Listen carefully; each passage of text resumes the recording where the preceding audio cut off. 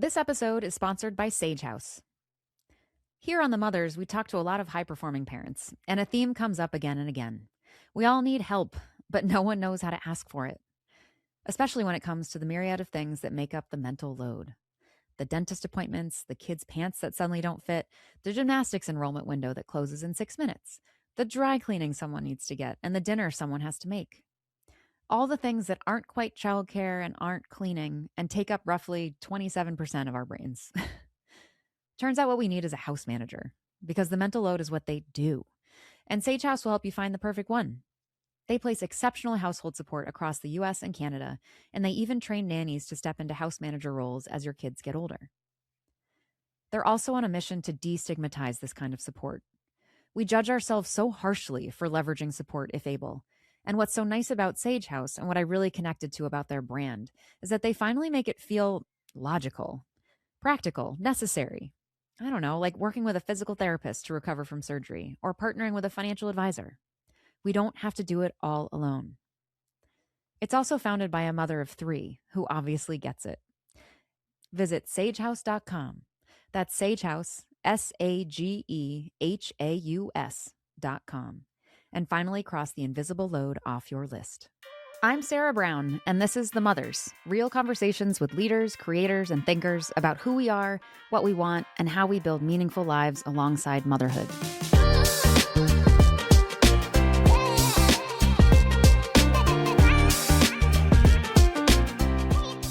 Hello, everyone. Welcome back to The Mothers, and thank you for being here, sharing episodes with friends, and helping us grow. I hope you know how much I appreciate you spending your precious time with us always, but it felt particularly important given the focus of today's guest. We have the award-winning journalist and best-selling author Jennifer Wallace, whose latest book, Mattering: The Secret to a Life of Deep Connection and Purpose, is destined to join her first book, Never Enough, on the New York Times bestseller list. Never Enough is when I first discovered Jenny, a book about the impossible, never-ending expectations being placed on today's youth. Or that I place on today's me. It was a book that said everything I felt in a title. She has now moved on to tackle what she says is the bigger issue, relevant before we even get to feelings of enoughness or worthiness or needing to earn value and love through achievement. It's the fundamental idea of mattering to ourselves, to our friends and family, at work, and in the world around us. I'd venture to guess that everyone listening knows what it feels like to matter, and knows what it feels like when they don't.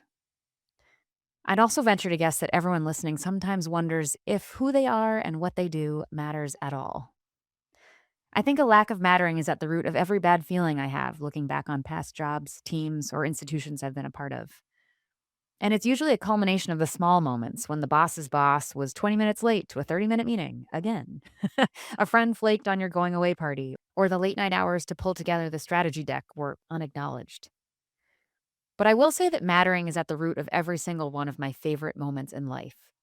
The team high fives and celebration after the strategy was approved. The boss who pulled me aside to say, that launch wouldn't have happened without you.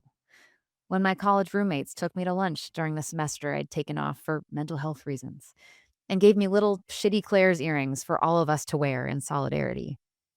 The handwritten, "You're really doing it" card from a forever friend when I launched The Mothers. And it's probably why being a mother has felt so good.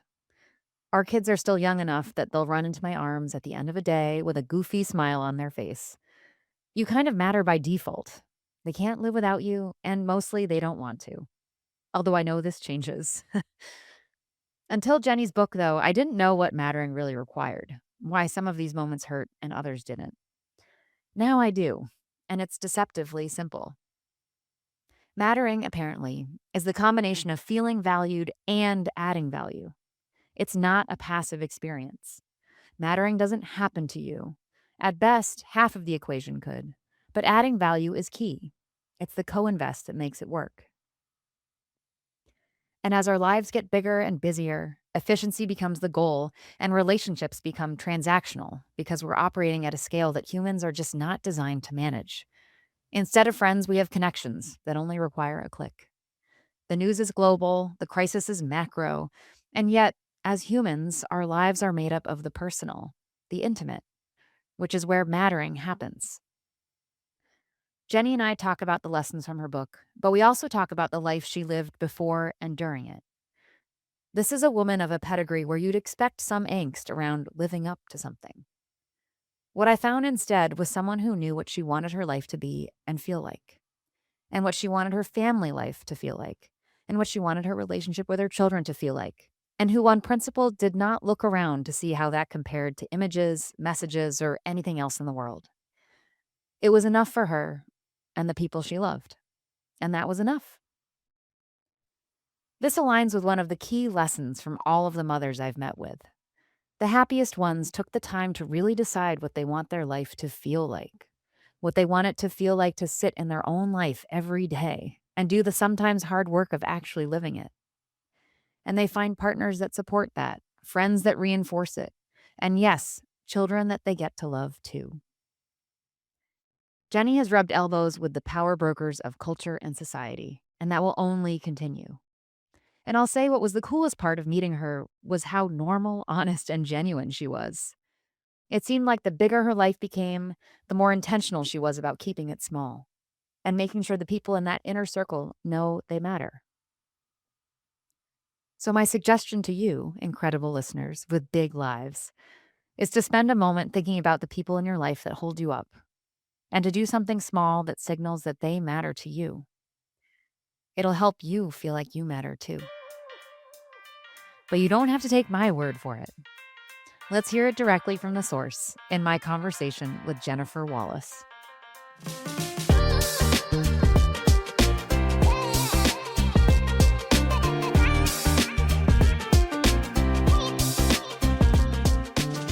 So, first of all,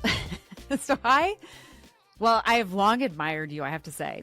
You're Never Enough was a book that I saw and I was like, this was a book I was like, it was such a topic that I was personally feeling and seeing and noting. And I think I come from New England, high achieving, all the expectations, like, suffered through the blessing and curse that is Harvard, like all of these things of like, when are we ever going to be good enough? And then had kids and sort of started seeing them in that way and was very careful or suddenly was noting more about like, let's make sure this is like unconditional love.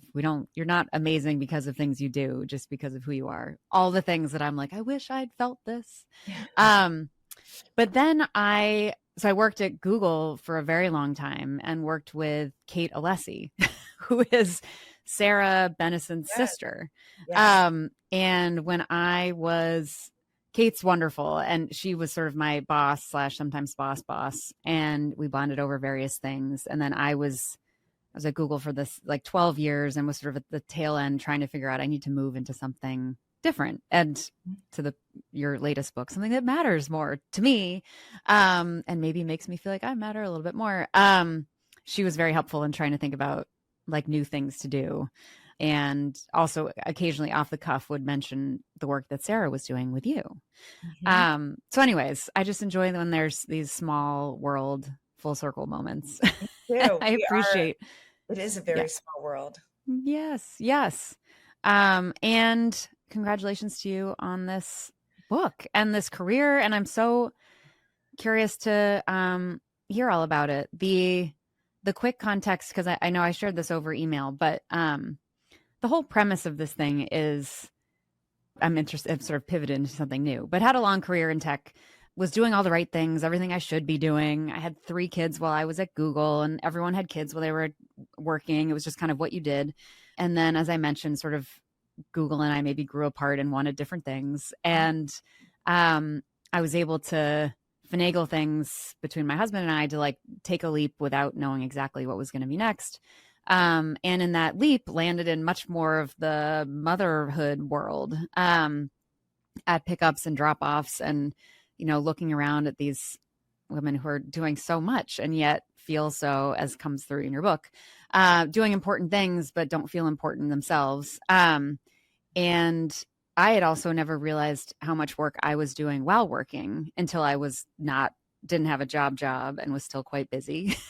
And we also had childcare at the time. So there was just a real awakening to what we all do and kind of take for granted. And interestingly, that I think society sort of takes for granted from us, but also maybe we take for granted ourselves. So I was kind of observing all of this and thinking, wow, these are all these rock stars that are, most of us are also probably working and we're doing all this other stuff. And kind of no one gives like a shit about what we're doing. And the story narrative commentary around um, mom life is very much you're just a mom. And then working mother life is very much you're suffering. How the hell are you doing all of this? You must be miserable. Um, and all of it is hard and not entirely untrue, but there are also lots of stories of women that I know that are doing incredible, fulfilling things and wrangling the kids in their own way. And I was kind of just curious about hearing more of those stories of strength and empowerment. And um, what does it mean to these people to be a mother when they also have so many other identities too.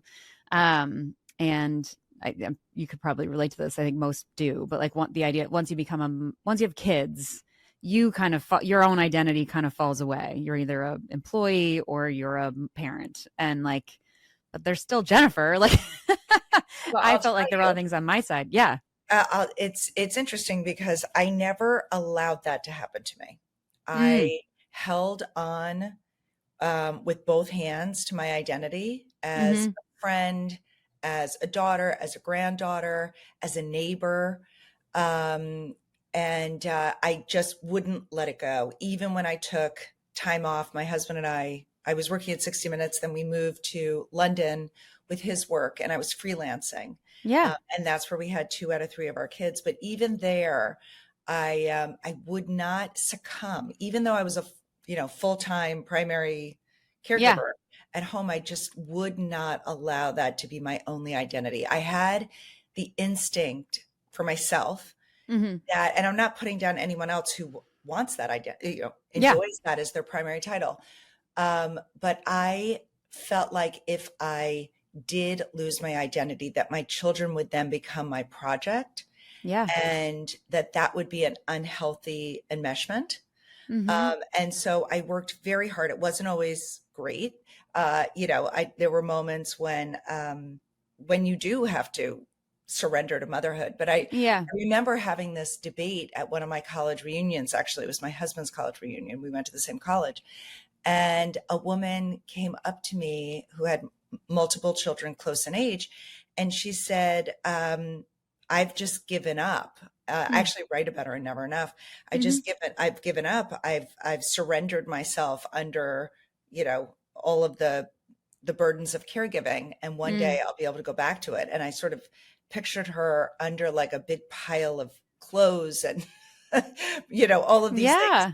And I just wouldn't let myself have it. I wouldn't let myself let go of my dear close friendships. So, Mm-hmm. there are a lot of people who put friends on the back burner Mm-hmm. because that is something that, time is zero sum. Yeah. And so, but it was something that I never allowed myself to do. I Yeah. kept up, and many of my friends don't have children. And so I've actually maintained those relationships. So Mm-hmm. again, not saying that people aren't happy surrendering to motherhood. I know so many people who are, and Mm-hmm. frankly, they might be onto something.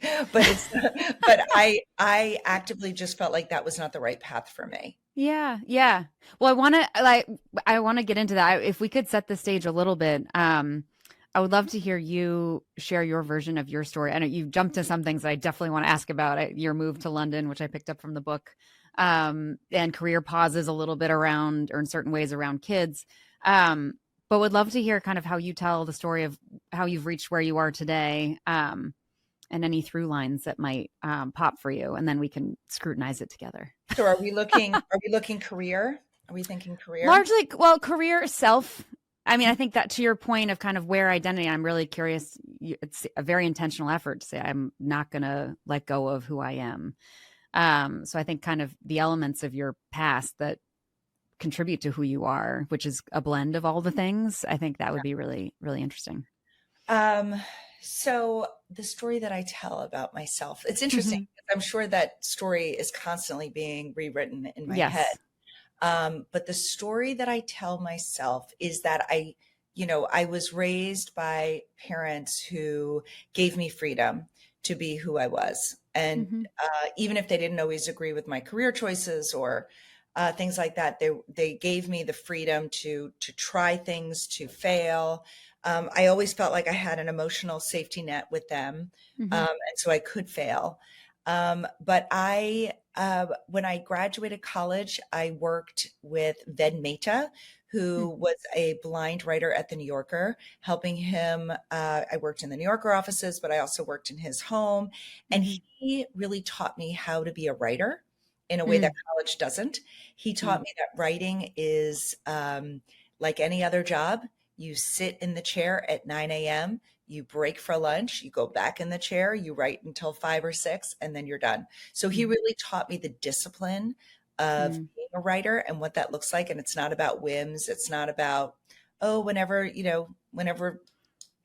genius, or Strikes. Yes. strikes, it's a job. And Mm-hmm. um, and then I went into book publishing. I was a young editor at Doubleday, and the pace was too slow for me. So moved over to TV news, worked at 60 Minutes Yeah. for 7, 8 years, moved to London with my husband, freelanced there, Mm-hmm. had 2 out of 3 of our kids there, moved back, and then and had taken a real pause in my work when my kids were young. I had 2 kids really close in age, 20 months apart. And then I Mm-hmm. had a third child, 2 years, 9 months. So still close. Wow. Yeah. And so I took time off. My husband travels a lot. So then around age 7 of taking my career pause, I got the itch to go back to work. Mm-hmm. And it was my girlfriends who had stayed in the workplace that really pulled me up the ladder with them.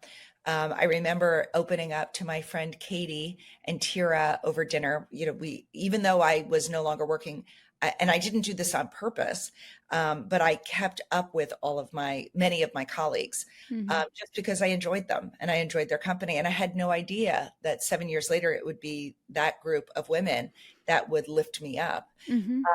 and say, it's time for you to come back. And so I remember my first dinner with Katie and Tira, where I opened up about this. Again, we were going on these monthly dinners for years and years and years. I said, I want to go back to work. And so Katie said, okay, then we're going to hold you accountable to that. The next dinner, which was a month later, come with 3 story pitches.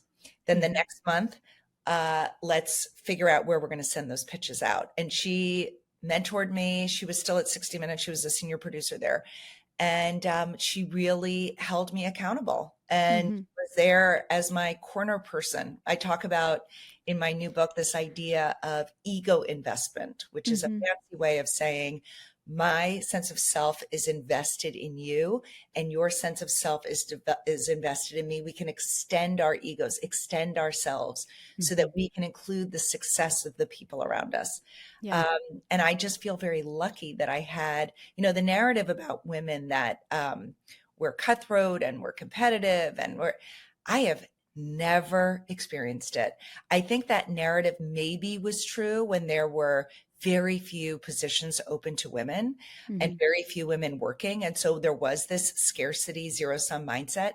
I have Mm-hmm. yet to see it today. It is my Yeah. women that have lifted me up. Yeah. Well, I loved that moment in your book. And I totally agree. I think we need all the counter stories that prove the alternative. What I also really liked in that moment, you talked about how this idea of asking for help, which is a theme that we've gotten into with all of our guests, unintentionally. But in this moment, you described sort of a fear of opening up to say, maybe I want to go back to work because maybe it might mean I can't do it, or maybe it might acknowledge some level of shame that I stepped away. Like there's a lot that holds us, which I think a lot of that there's a lot of self-expectation and pride maybe that we think by opening up to that, opening up with that ask kind of breaks that in some way. But tell me firsthand what that was like, because I very much feel that way. And I need to get over myself. Well, we do. I mean, we have to sort of zoom out and put context into why we feel that way. We feel that way because we live in a culture that prizes independence, Yeah. hyper individualism. So it's countercultural to say, I need help. and Hmm. reaching out as a way of, but here's how I've come to look at help is that it's not just for me that I ask for help. It's not just for me when I ask for support. It also signals to the person that I'm asking that they matter to me, Yeah. that they are someone I value. I value their opinion. I value their judgment. And what I have found is asking for help is not just a strength, but it's the way that we can make our connections even deeper to other people. Because when we ask for help, we're opening up and we're saying, you have something of value to me. I Yeah. believe you can help me. And so, again, I think what holds us back, yes, is the shame that we need it, that we can't do it on our own, that we can't figure it out on our own. Also, the shame, it's understandable that maybe it's too much of a burden on our friends. Hmm. We women are tasked with being one household villages, and Hmm. so asking somebody for help is asking you could feel like you're going to tip them over. And so what I Hmm. have found in the asking for help is to not just ask for this wide net of, oh, I want help, but instead to be really specific in your ask, because that's how people know that they can help you. If it's something Yes. specific, if it's, something that has sort of a time, it's when you think about it, I haven't thought about this before, but it's almost like those SMART goals that Hmm. Oh, yeah. people talk about, right? Yep. Something that's a goal that's really specific, time sensitive, and Measurable. This was measurable, nailed, like hit over the head at Google. We were always SMART right? goals. Yes. But and so I Yeah. think asking for help in that way is helpful. Just Yeah. saying, just going to somebody and saying, oh, I think I want to go back to work, but I don't know what. That's fine to open the door, but they can't help you figure it out for yourself. You have Yeah. to figure that out. Yeah. You can ask them their story. You can ask them how they're experiencing work. But asking somebody else to do the emotional work for you, it's not going to work. You have to do Hmm. the emotional work, figure out what you want, and then get specific about what you want. Yes. This idea, the figuring out what you want is might be my North Star. In so much of my life, I think I have a sense of what I want. I think professionally, what that North Star is, I feel like I'm forever trying to figure out. And I 100% agree that even from I don't like the word networking, but in terms of professional support, people can be so much more helpful if you know specifically what you're asking for and what you're going for. But I was curious how you kind of seemingly casually found your way into journalism as if it was very much on purpose. And you found a career around different elements of journalism. There's still a pure journalist in you. You've also like expanded into institutions. But I was curious how you've figured out what you wanted to do. So here's what I figured out. I didn't figure out what I wanted to do. I figured out what am I good at? And I happen to be good at writing and I'm Hmm. really interested. And so I love interviewing people. Hmm. Then I figured, so when I graduated college, I had an English degree. And I knew what I didn't want to do. I knew I didn't want to do finance. I knew I wanted a job that could act as a kind of accordion, meaning it could be really open when I was single. It could Hmm. close up because I knew one of my priorities, even though I didn't necessarily want to be a full-time mom for 18 years plus, I knew that having children was my main priority. That was the Hmm. one thing I did know I wanted. And I've always known that. And so I wanted a career that would work around that need. I'll tell you another thing that I did that has proved really handy to me is to listen to my envy. Yes. And Oh, yep. right. And Hmm. so when somebody is doing something that triggers envy in you, to let yourself feel it, right? Don't deny it. I say to young people all the time, we have all evolved to feel envy for healthy adaptive reasons. Hmm. We don't have to judge ourselves for feeling it, but we have to hold ourselves accountable for how we act on that envy. Hmm. And often what's modeled in our wider world is envy where you gossip about somebody, so you put them down. That's not helpful, but instead Hmm. you could really use envy as a tool for inspiration and motivation. And Hmm. so I remember when I was thinking about going back to work, I was I was meeting with people at CBS where I'd spent a bulk of my time, and one woman said they were starting their online digital platform, CBSN. And she said, why don't you interview to be an anchor? She said, you would be great at that. And you love news and you have this relationship with CBS. Maybe you should do something like that. And I thought about it and I said, no, you know what? I I would be jealous of the parents who had flexibility to Mm-hmm. be able to go to pickups or to after school activities or to a game. And that kind of job does not lend itself to flexibility. And Mm-hmm. so my envy, it wasn't even that I was specifically envying someone. It was just that I would envy that. And so that's not a job that's right for me. I need more flexibility. Mm-hmm. And so I realized that print journalism was going to give me the flexibility that TV journalism wouldn't. So again, I wouldn't necessarily say that I knew I was going to be a journalist. I knew that I wanted to deal with words. I knew I didn't want to work in finance or at a desk job. Mm-hmm.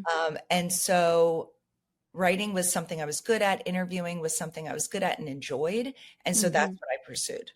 Yes. So it was Yes. more like journalism was more like a default than it was Yeah. specifically an engine. I mean, I did journalism in high school and college, and I'd always liked writing, Mm-hmm. uh, but it checked all the boxes Yeah. of a career that I was good at and that would work with the lifestyle that I wanted.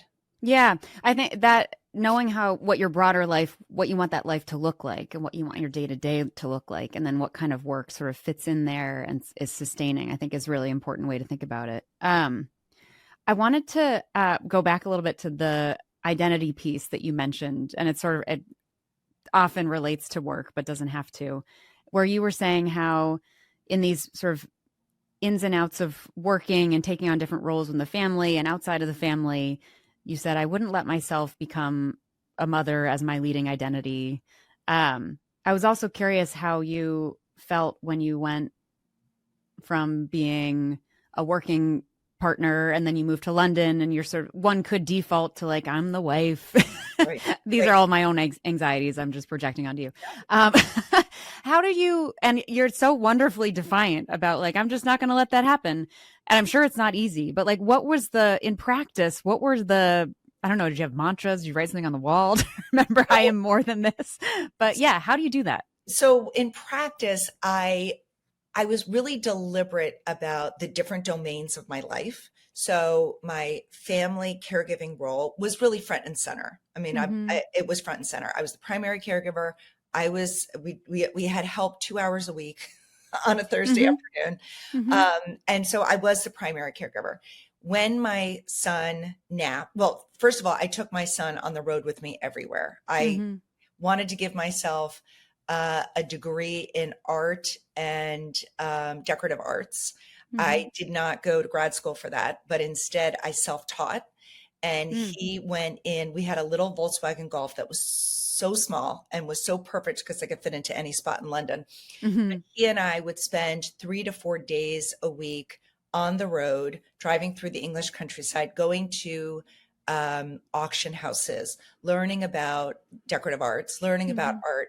And so in those 3 years that I was in London, I did that. So I made that a job for myself. And it became this wonderfully rich hobby for me. Like it's just Mm-hmm. something that I really love to study. And so anyway, I gave myself almost like a master's in that. And I took my life on the road with Mm-hmm. him.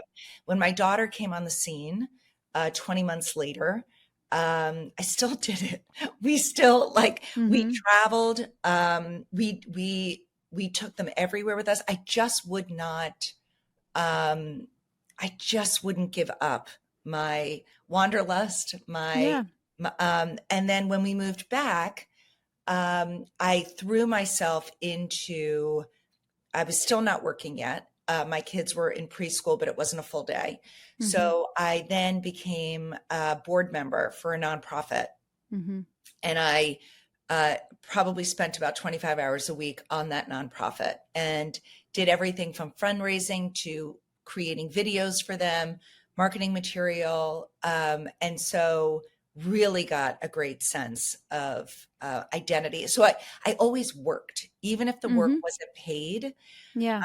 That part of my life was still intact. I wanted for myself to have a life outside of my home, and I Mhm. wanted my kids to see that, I do think there's pressure on young people when they believe their parents have given up everything for them. And I saw it in Yeah. researching Never Enough, that particularly at young athletes whose parents gave up lots of money, uh, downtime with their friends, weekend activities. It was all spent really helping that young person pursue their sport. And when they wanted to quit or when they didn't perform well, they felt this unbelievable anxiety of the unmet needs of the parents. Mhm. And so I did not want that for my kids. So my kids will never, ever, for better or for worse, Hmm. say that they held me back from my work. I Yeah. chose it. I chose when I did take a back seat, and I loved that time. But they never held me back from developing. I'll also say, because I don't want to come off as saying, having your identity as a full time caregiver, I think that's very worthy. And what I will tell you is, Eric Erickson is a developmental psychologist. He has since passed away, but years ago, but he talks about the importance of adult development. So we talk so much about the development of our children, but we are developing so much in the raising of our kids. I think Mhm. I have become such a better person because of my parenting, that I have had to develop my own regulation skills, really become, uh, not every day, but as much as I can, my best self, so Mhm. that I can model that for my kids. So you can do that whether you are in the home or out of the home. We are constantly developing. And to me, that is the greatest gift you can give a child, is to not get stagnant, but Mhm. instead to continue to develop Yeah. Yeah. through your. Did you did you have role models in that? Like you seem to have a very grounded sense of what a life like what life would look like with children. I'm curious if that was informed by I other had, models. I mean, my mother worked, she took time off when my sister and I were little, and then she went back Mhm. to work teaching. So Mhm. she had flexibility in her role after school and in the summer months. Um, I think I've taken bits and pieces of everyone I meet to make some sort of mosaic. Mhm. And I would tell you that I think mosaic is the right image, because it's got a lot of cracks. Mhm. It is not a shiny. So, when friends see me on the street, particularly when I am in sort of very busy season, they're like, "How are you doing it?" I'm like, "Duct tape. It's Yeah. all duct tape. Nothing is perfectly glued together. There's so much duct tape involved." And I will say, it is my friends that help me through it. It's Yeah. my friends. I mean, Yeah. my husband too. He's a wonderful source of support. And without his support, I couldn't have done this. Yeah. He took and he works full time. He took really long stretches of being the lead parent. Mhm. And I do love that he models this for the young people that he mentors and works with. Yeah. He is in many ways has become another lead parent, so Mm. that I can do this. Yeah, yeah. I do you mentioned this in the book too, but the idea of taking turns around things I think is really important, that we aren't, the roles that we have when we arrive in a marriage are not necessarily the roles we need to maintain the entire time. Someone can step forward and others can step back, and that can also all be fine. This isn't like a permanent experience. Um, that's wonderful. Did having kids, did it shift anything around ambition or what you wanted your work to look like when they arrived or as they each arrived? I would say yes, for sure. Yeah. And I knew that parenting was always going to be my top priority. I had a feeling I was going to try my very best to take time off, Mhm. not for them, really for me, because I Mhm. wanted to enjoy that season of life. I don't think a child needs primary caregiver at home. Mm-hmm. I think that that a young child's needs can be met and should be met by a variety of people. That shouldn't just be on the caregiver. Mm-hmm. But selfishly, I wanted to be home. I wanted to be with them. Yeah.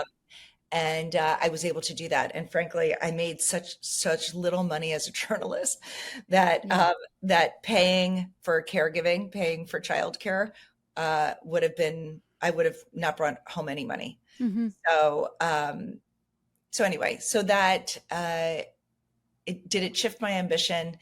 Well, I'll say that if my children are not thriving, nothing I do work-wise matters. Mm-hmm. Yeah.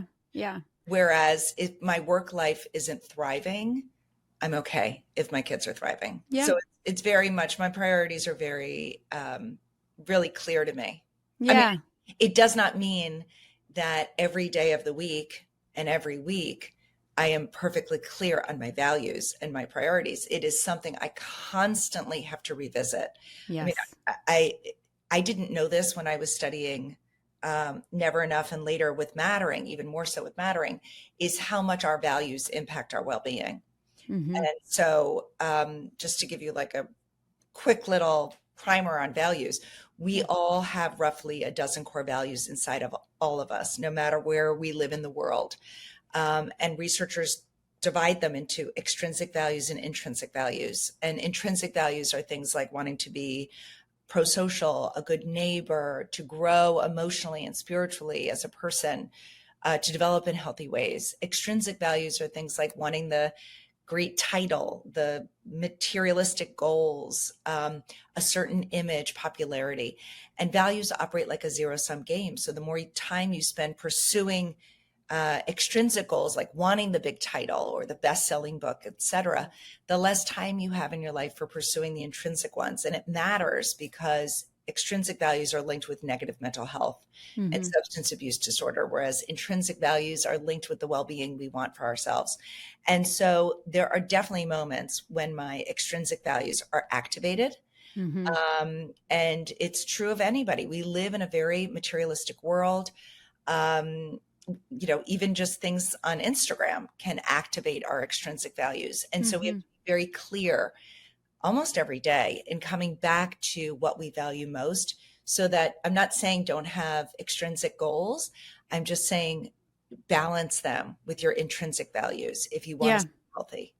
That occurred to me when we were talking about the idea of listen to your envy, because I was also at the time, I was like, I think there's some things that I'm envious of that really hit more of this extrinsic side of things, where I'm envious that they have that big trophy or they have that big job or they have that big title. But like, is that really what I want? Is that aligned to an intrinsic value? So yeah, I think we have to double click on our reactions, I guess, and go a little bit deeper. Beautiful. Really quickly, the point on friends, because we've had other, again, actually many journalists too, but various folks on here have said that through the child rearing process, friendships are the thing that sort of took the back burner, and regretfully so. But then once their kids were older and potentially moving on to college, then they could reinvest in friendships. But you've made a very intentional effort to maintain those throughout. Is there anything practical? Yes. Is it a calendar invite? You put it on, it's actually in Mattering as well, but share it for us live. Yes. I specifically mark time out in my calendar for my friends, and I protect it the way I would an important doctor's appointment, or a work, necessity. I consider my friendships necessities for me to be the mother I want to be the spouse I want to be the employee I want to be, with my friends. So we're told, I say this in both books, that we're told as caregivers to put our oxygen mask on first, but friends are the oxygen. So that is the oxygen. We are often told, oh, you could be resilient in your own self-reliance. You can download a meditation app. You can soak in a bubble bath, light a candle, whatever it is, work out. Those are necessary, great stress reducers. And I'm not saying don't do those things. Enjoy those things. Enjoy that pampering. those do not give us the resilience that we need to show up day in and day out as the first responders of our kids' struggles. The only thing that does that are deep, nourishing relationships. Mm-hmm. And it doesn't take, it's not like I'm out 5 nights a week for mom's night out. Yeah. I am at least once a week. And I mean, I would say more than that for sure. I find time, an hour or two, to be with my friends. And I don't just catch up with them. I think part of what makes our relationships feel anemic, almost malnourished, is that we're doing so much catching up. Oh, let's catch up. Oh, let's catch up. No, you want to stay enough in touch with your friends that you don't need to waste the hour catching up, because that is not filling you up. So I catch up on texts.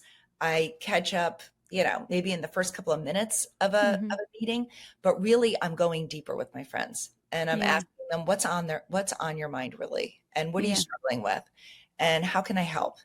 And following up on things that we talked about the last time. How did that go? I know your mom was having surgery. How is she doing?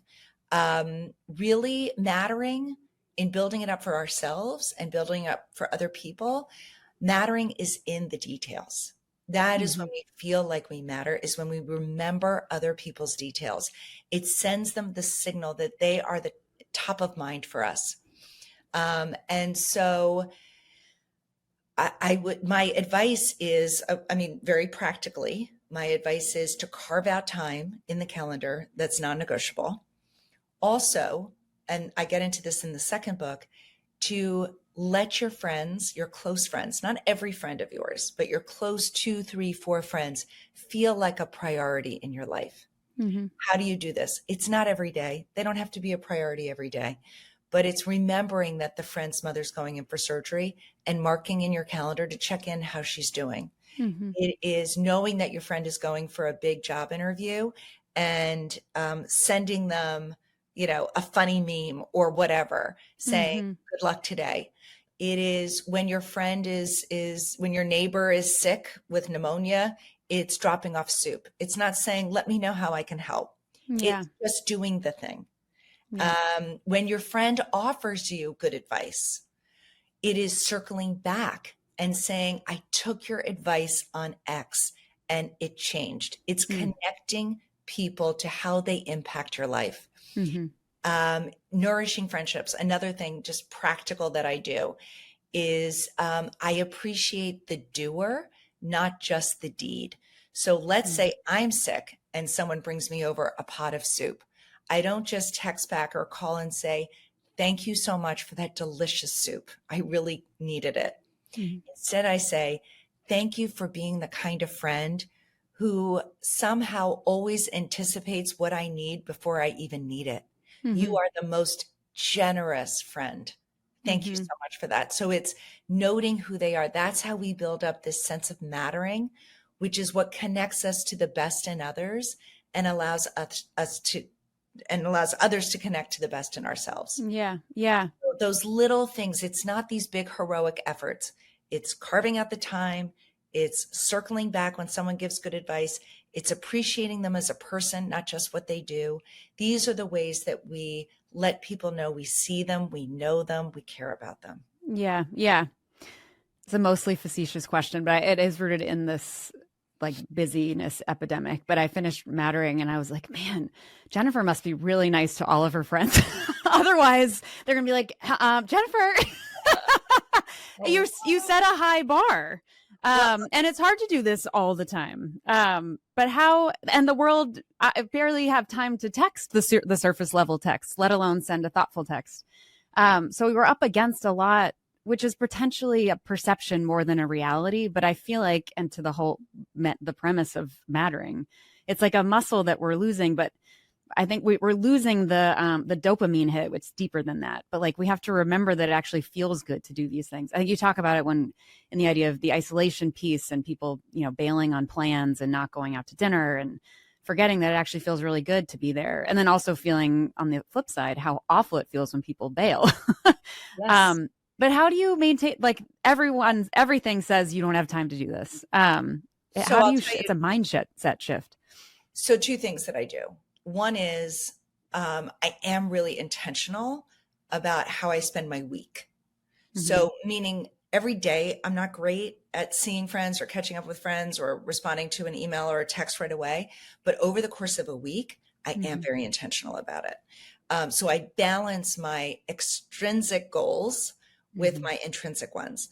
Um, what else? I was also, hold on, I was thinking about, oh, I know.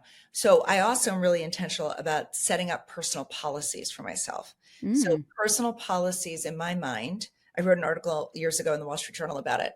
Personal policies are declarative sentences I make to myself rules on how to guide my life. So one of my rules is I do not cancel plans Mm. unless I am very sick or my children are very sick and I need to be home. I do not cancel plans. So my friends know they can rely on me. Mm. So that's a personal policy. I'm very reliable as a friend.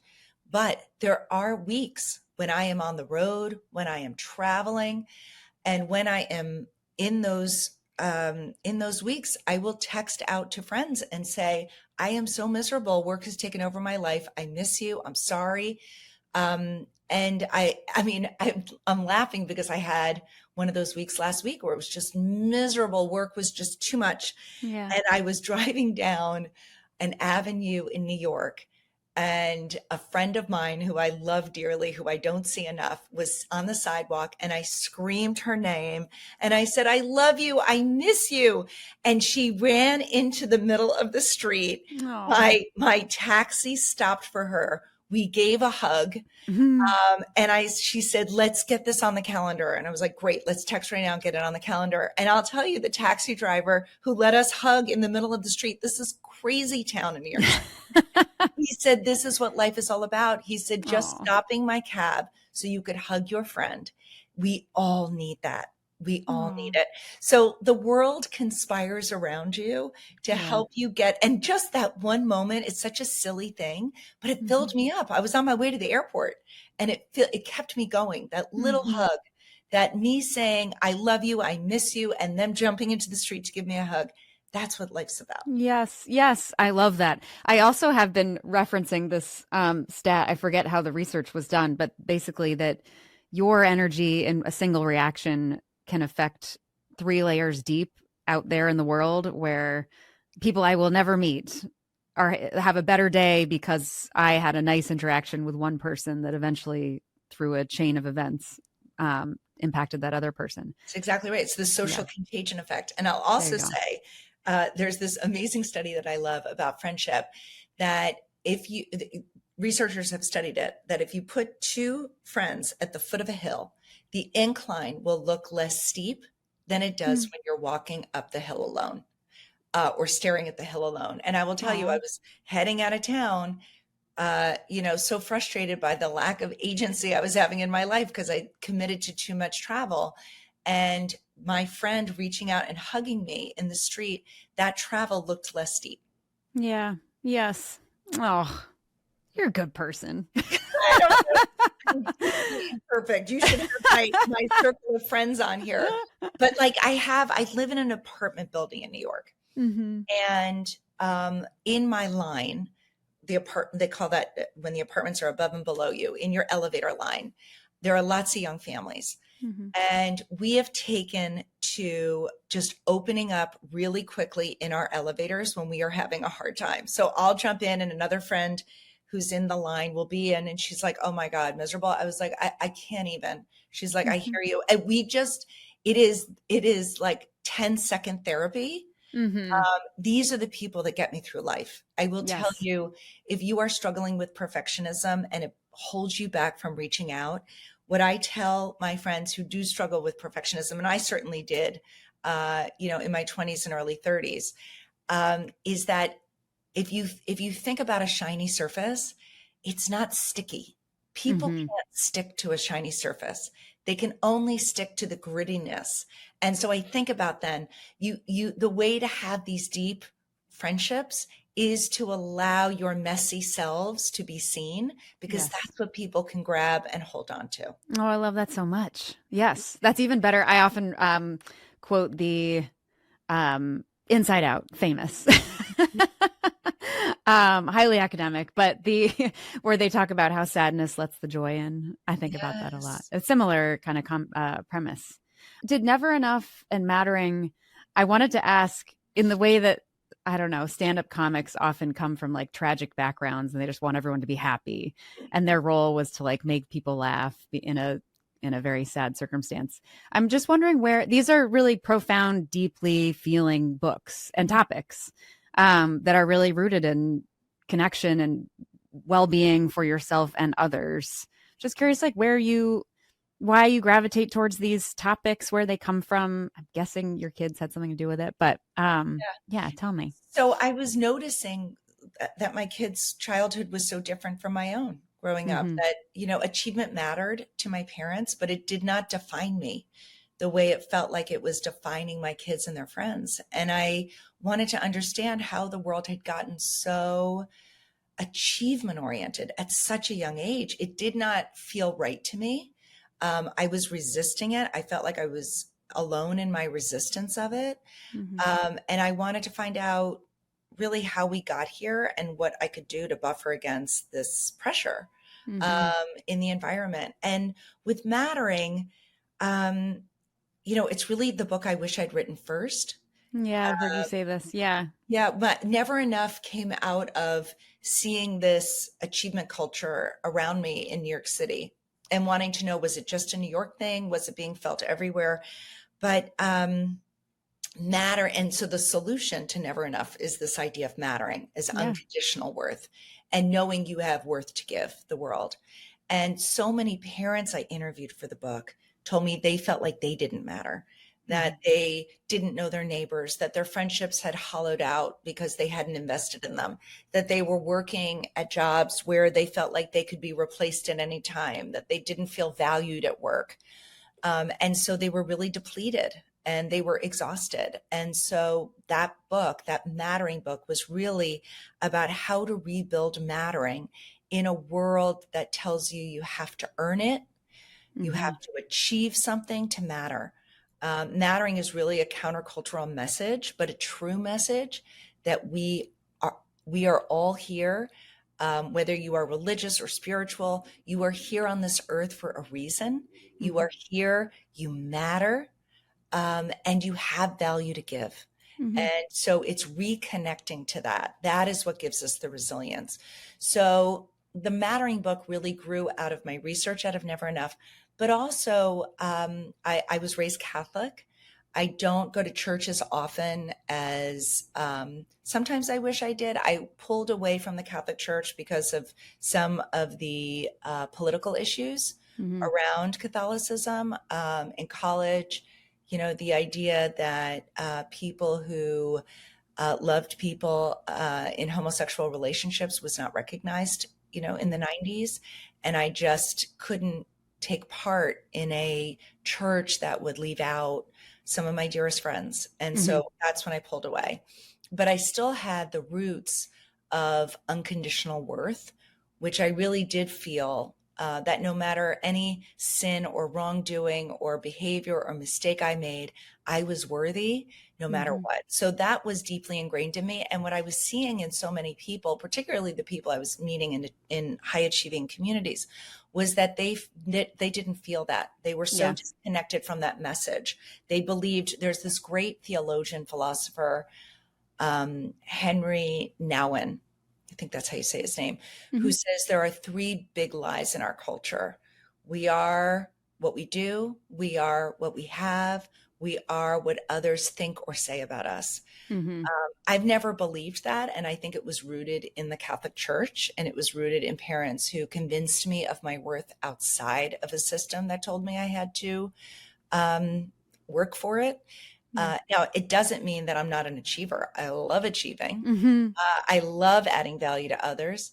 I love shiny goals too. I Mm-hmm. love shiny things. Mm-hmm. I'm not saying that I'm this like Puritan Mhm. person, but I have, I think, a good sense of balance on them, and I wanted other people to learn about mattering because it really changed my view of the world, and I wanted to give everybody this message at a time that I think our culture lies to us over and over and Yeah. Yeah. Did you get a sense that this was, I imagine this is, maybe I'm totally biased, particularly pronounced in the US, yeah. highly individualistic, achievement oriented culture. Did you get a sense of outside of the US globally? How is there a mattering index? There's another country that probably where everyone matters. I know. I would love. I am looking. I actually am looking at doing a mattering index. Cool. I would say it is pronounced in the United States. Hypercapitalism. I think Yeah. capitalism. If you are feeding the system of capitalism, then you are valued. If you Hmm. are not, if you're a stay-at-home mother or retired, you feel less than.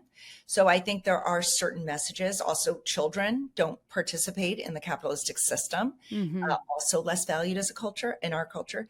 But globalization and social media have exported this idea of contingent mattering, as I put it. Yeah. So while it is pronounced here, I hear from families everywhere. Yeah. I love this feeding the system of capitalism. That's very true. And it's, I grapple, I've been writing about this a little bit too, of like work that feels meaningful, but maybe we're not getting paid.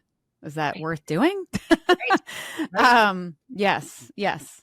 All right, quick pivot because we move into these kind of closing questions, but one that's kind of a bridge, and you mentioned it actually in this idea of that you reject largely, but that we are what we do, we are what we have, we are what other people think of you.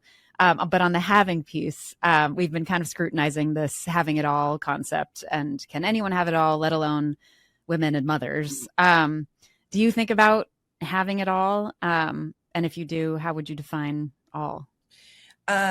I do think about it. And I think my definition of what all is fluctuates over time. So when Yeah. I had young children, having it all was having some meaningful work. It happened to be volunteer work at the time, having deep friendships. Hmm. Those are kind of my three domains: family, friends, work. Yeah. Uh, and within work, I split it up into paid work and into volunteer work. Hmm. So, do I think you can have it all? I think over the course of a month or a year, you can have it all, but in the course of a day, absolutely not. In the course of a week, absolutely not. Yes, yes. I do think I something I didn't appreciate until I started having kids and world life got more complicated. But previously my day was like, did I have everything today? And I think the more complicated, wonderfully busy and full your life gets, you have to zoom out more and say, okay, in this decade, Right. have we done okay? Yes. I totally agree. All right, these three last closing questions, if you could indulge us. We like to ask consistently, but if you go back and tell your new mom self one thing, anything come to mind? Yeah, it would be to take care of your own resilience for the benefit of your kids. Mm. So, don't feel guilty about investing in the things that bring you joy outside of the home. Hmm. And related, the idea of is there anything along this journey of motherhood that would have made it somewhat easier? Not that it needs to be easy, but is there a theme of things? I would say no, you don't have to be a perfect mother. And in fact, trying to be a perfect mother is what gets you in the way of connection with your kids. What your Mm. kids need is a whole mother and a mother who knows how to repair when she messes up. Mm. Yes. Yeah. Actually, it was curious because the premise of mattering, like if there was something that you would say to a lot of our listeners obviously are working moms contributing significantly outside of the home, but also data says carrying the majority of work at home also, um, and feeling like they're doing work that is important, but they aren't necessarily important as they're doing it. Any little thoughts on like how they could feel seen, or what are little things that could make them feel like they're not drowning and Yeah. lost? I mean, one of the things I would say is to connect to your impact. Mm. Impact doesn't have to be this big capital I impact. Small things. Were you there Hmm. for your colleague today? Did you Mm. pause in your work so that you could benefit somebody else? Were you extra patient with your child who was driving you nuts today? Yeah. Did you help your child through a social issue and give them better skills, social Hmm. skills? So little ways. Did you call your mom? Did Yeah. you make her feel like she mattered? Were you kind to the neighbor as you were pulling in? Did you wave to them and say, "So nice to see your smile"? So these little ways of adding value that we do every day, but we don't notice them because we don't always connect to the impact that we make. Yes. And the noting too is just such a meditative place. Because once you start noticing, then you notice what you're doing, you notice what other people are doing for you. You can kind of move off of the edge of the ruthless edge of capitalism, maybe. Okay, last question. Your kids may be listening, or one day they will. Is there anything you'd like to say to them? I really wrote Never Enough for them, to be Mm, honest, the whole book. And I wrote Mattering for their adult selves. I mm, feel, you talked about how those books are very intimate, and I really poured myself into them because those were books that I always wanted them to be able to hold on to and understand these are my mother's values. oh, yeah. And she wasn't always perfect at all. Hmm. She really did try to live her values, and that they matter no matter what. And Mm. to uh, surround yourself with people in this world that remind you of that day in and day out. Oh, lucky kids. Thank you for sharing it all with us too in book form so we can all benefit. The super mother. Jennifer, it's really great to meet you in this context. You've given us so much wisdom. I've learned across how to find out what you want to do for work, how to be a better parent, how to be a more fulfilled self. So, thank you for bouncing around with me. It's been really fun. I really Oh, appreciate thank it. you. And Thank your you. book is amazing. Everyone go buy Mattering once it's out. We'll put this out when it's out, but buy Mattering. All right. Well, thank you so much. I hope you have a wonderful rest of your day. Thank you. I'm actually hopping off now to go have a 1 hour lunch with a friend. Oh, there you go. Prioritized. I won't interfere. Well, enjoy.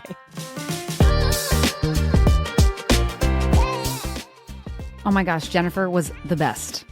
V, I'm coming for you with so much wisdom. Hold on one sec.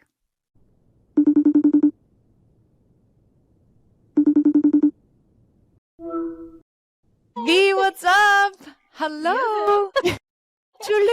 I don't know. This is joyful and wonderful because I just finished a convo with Jennifer Wallace, who wrote this phenomenal book.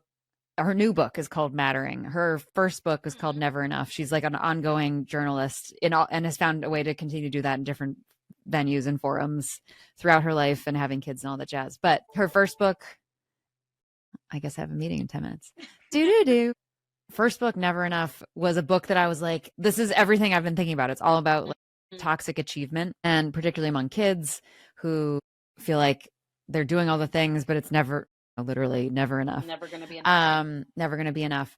And this book, Mattering, that comes out in January, is she said in the interview, she said in other places too, she's like, I actually wish that I wrote this book first because Mattering, she's like, is rooted in all that's sort of the solve for all of these things. The feeling of never enoughness is actually solved if you just know deeply that you matter to the people that you care about and that you like matter here. And so it's a much more like universal idea, and it kind of gets at the like belonging and inclusion to a degree, but she very explicitly defined, and mattering is a concept that is she didn't come up with the concept of mattering, but I think is bringing it to the modern day where there's a crisis of mattering because as it's defined, mattering is a feeling of being valued, and it's also a feeling that you're adding value.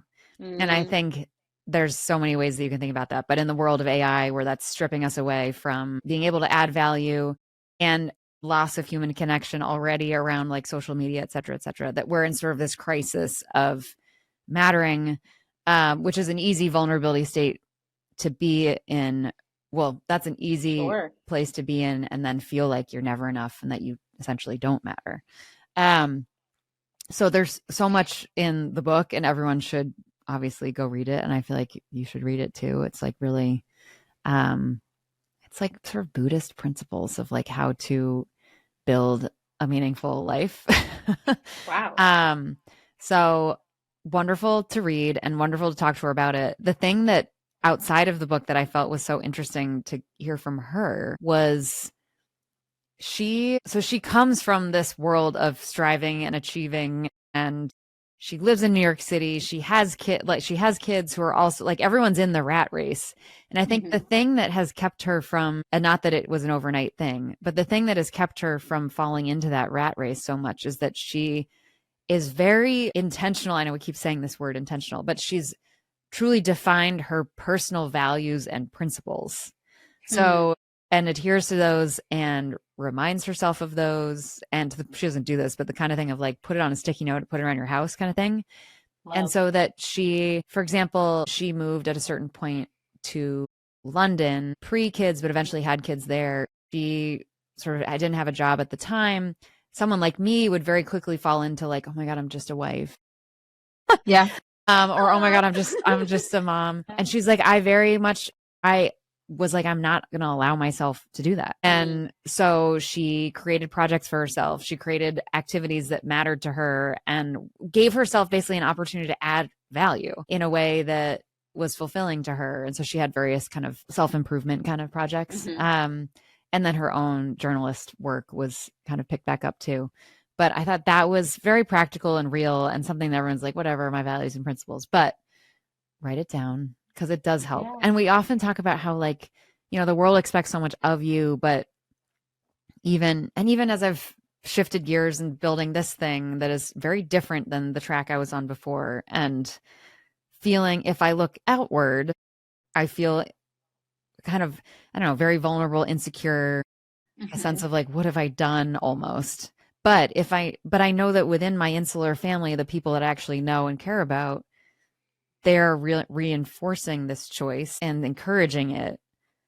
That keeps me, like, allows me to feel comfortable and safe and continue on. So I would highly recommend everyone explicitly defining those things for yourself, and holding yourself to them, and surrounding yourself with people that reinforce those things. Because Jennifer, even, I loved this confession where she was like, honestly, if I'm around particularly ambitious people and strivers for too long, I just start to feel bad. And so I just have to limit those interactions. I was like, You're like, oh, I don't think I feel that way. Yeah. And not to say that like we all have those achievement, like we want those things, but like, know who you're hanging with and what they care about and what you're going to hear, what's going to be reinforced back to you when you spend time with them. And that doesn't mean don't hang with them. That means like in moderation. Choose what works for you in that relationship, friendship, whatever, and don't take what doesn't. Like, it's also, I don't know, protect yourself. Yeah. Those that, you know. Yes. It's so interesting because it's like, it sounds, I don't know, it's almost, it makes me sad in a way that it's like groundbreaking to be like, this is enough. And like, what I'm doing is awesome and valuable and whatever. And like, unfortunately, it is. It is groundbreaking to like accept that and say like, this is worthy of my time and my energy and effort and just as valuable and bringing service or, I don't know, something contributing positively to society or my family or me. Oh my gosh. Yes. She had this amazing line just to that point. I'm going through my notes so I don't lose it. The idea, if you do anything that isn't directly, quote, feeding the system of capitalism. I was like, the feeding element is so interesting because it's so true. Right?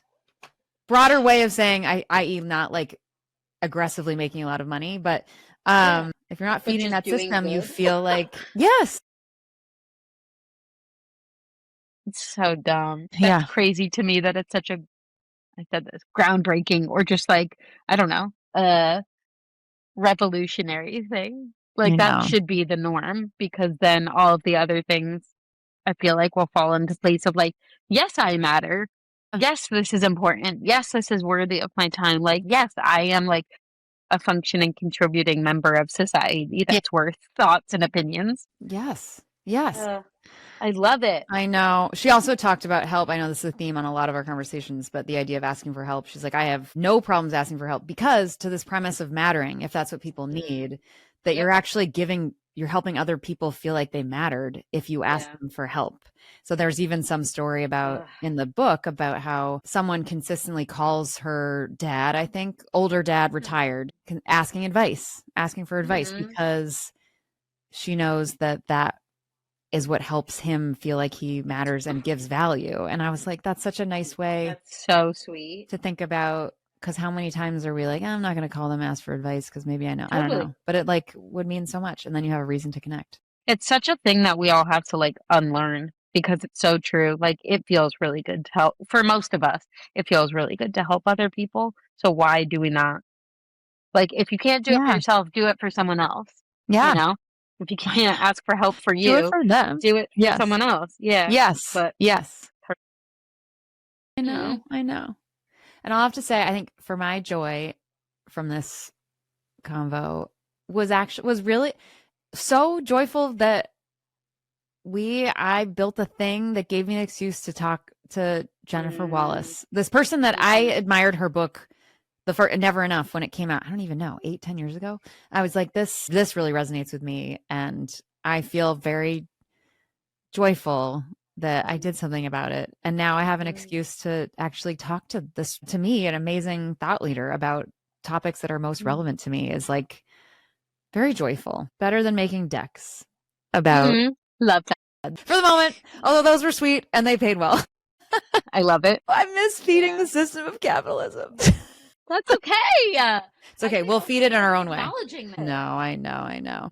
Yeah. Going off of that, my little joy is that like it feels really lovely to be part of this community, getting these little like nuggets of, even if it's not groundbreaking advice or things that I can like practice in my day to day, it feels really validating and it feels like, yeah, you're on the right track. Like, oh, that's a normal thing that so many other people are experiencing and like, and it's okay. And I think that that's like a really beautiful thing. And it's been like so lovely in all of these conversations to hear and see that like ultimately like we're all just humans figuring it out and experiencing very similar things, even if it doesn't like outwardly appear similar.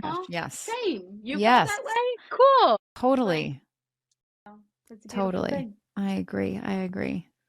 Well, thank you for doing this thing that's bringing us all so much joy. I appreciate you so much. Love you.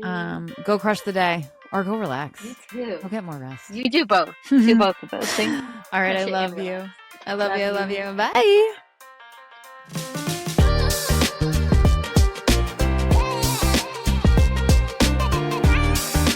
Thank you so much for joining us.